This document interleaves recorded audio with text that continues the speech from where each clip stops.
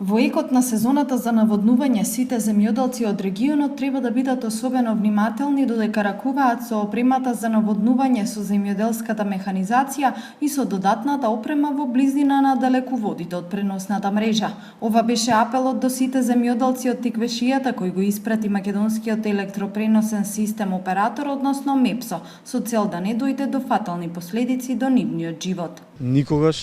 Исклучително никогаш да не ги поставуваат системите во рамки на трасите на далеководот. Тоа значи под проводните јажиња никогаш не смеат да се поставуваат системи за распрскување, заради тоа што со тоа го ставаат во висок ризик сопствениот живот, но и животите на сите лица кои што се наоѓаат во нивна непосредна близина, но и стабилната и доверлива работа на нашиот национален електропреносен систем.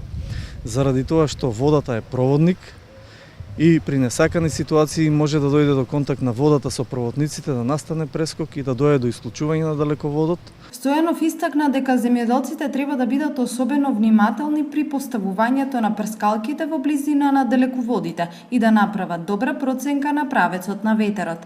Никогаш да не ги креваат во височина металните цевки од системите за наводнување во далеководните траси и други метални елементи, особено под проводните јажиња. Сакам да апелирам да не ги палат страништата во близина на далеководите, заради тоа што нашите далеководи имаат релена заштита, која ги исклучува при претовари. Кога имаме ситуации на палење на пожари, се зголемува температурата на воздухот во околината на далеководот, може да реагира заштитата и да го исклучи далеководот.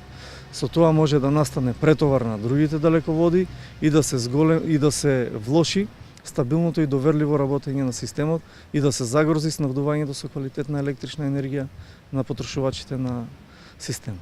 Стојанов предупреди дека земјоделците не треба да поминуваат по трасите на далеководот од преносната мрежа и во нивните безбедносни коридори, особено не со комбајни или друга робусна механизација.